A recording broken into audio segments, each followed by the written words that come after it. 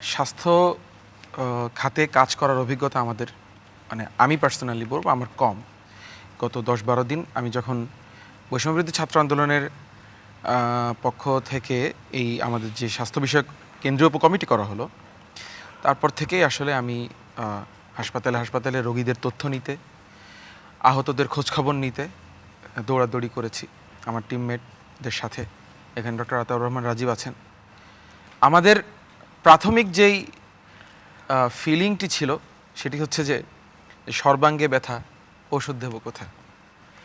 আপনি মানে কল্পনা করতে পারবেন না যে বাংলাদেশে মানে আমাদের চিকিৎসা ব্যবস্থার যে এতটা এক্সক্লুসিভ, হ্যাঁ, এইখানে যেটি বলছিলেন গরিব মানুষ ডক্টর হারুনা রশিদ বলছিলেন জমি বিক্রি করে তারা হচ্ছে প্রাইভেটে চিকিৎসা নিচ্ছে, অথচ যে মানে তাদের জন্য সরকারি হাসপাতালগুলো তাদের ট্যাক্সের টাকায় পরিচালিত হচ্ছে, সেখানে তাদের চিকিৎসা নেই।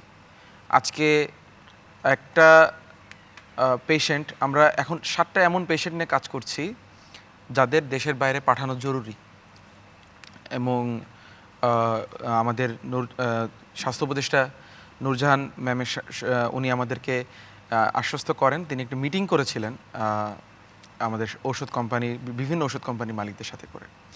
তারা হচ্ছে এই দায়িত্বটা নিয়েছে এবং আমরা সেটি নিয়ে কাজ করছি। তো আমার প্রশ্ন হচ্ছে, এর মধ্যে একটি ছেলে যারা আমাদের লিস্টে ছিল বিদেশে পাঠাইতে হবে, তার মধ্যে একটি ছেলে গত 23 তারিখে তাকে ফ্লাই করা হবে, পাসপোর্ট রেডি করা হলো, ভিসা রেডি করা হলো, কিন্তু সে সেদিন মারা গেল 23 তারিখ সকালেই। এই দৃশ্যগুলো যখন আমরা দেখেছি, তো কি স্বাস্থ্য ব্যবস্থা দেখেছি, এই প্রশ্নের উত্তর করাটা আমার জন্য কঠিন। আমি কোথায় শুরু করব এবং কোথায় শেষ করব, এটি আমার জন্য বলা কঠিন।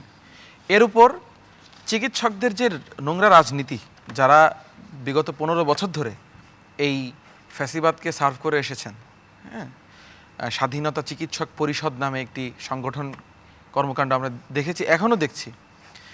আপনি জানেন কি না, গত 2 দিন ধরে স্বাস্থ্যখাতে যে একটি বিপর্যয় নেমে এসেছিল, ঢাকা মেডিকেলে পরপর 3টি ঘটনা ঘটেছে, আমরা কিন্তু সরজমিনে উপস্থিত ছিলাম। আমাদের এই স্বাস্থ্য উপকমিটি, আমরা হচ্ছে ঢাকা মেডিকেলের যিনি ডিরেক্টর ব্রিগেডিয়ার জেনারেল আসাদ ভাই, ওনার সঙ্গেই ছিলাম ভোর 5টা পর্যন্ত, চিত্রগুলো দেখেছি। আনফর্চুনেট, সবচেয়ে বড় কথা হচ্ছে যে এই যেই বিপর্যয়টি দেখলাম, শাটডাউন, এটা তো মানে কোনো সন্দেহ ছাড়াই এটা খুবই যে মানে অপ্রত্যাশিত। কিন্তু তাদের যে দাবির জায়গা, তাদের যে ক্ষোভের জায়গা, সেটিও কিন্তু সত্য। আমরা গত 1 সপ্তাহ আগে, মানে এই ঘটনা ঘটার 1 সপ্তাহ আগে আমাদের নিজেদের যে অবজারভেশন, সেখান থেকে আমরা প্রেস কনফারেন্সে জানিয়েছিলাম যে স্বাস্থ্য পুলিশ করতে হবে, বিশেষায়িত পুলিশ, যে মেট্রো রেলের জন্য পুলিশ আছে কিন্তু স্বাস্থ্য ব্যবস্থায় কোনো পুলিশ নাই। যেখানে আপনি দেখছেন যে সিন্ডিকেটের রমরমা বাণিজ্য, যেখানে দুর্নীতির একেবারে কালো পাহাড় গড়ে তুলছে, অ্যাম্বুলেন্সে পর্যন্ত সিন্ডিকেট।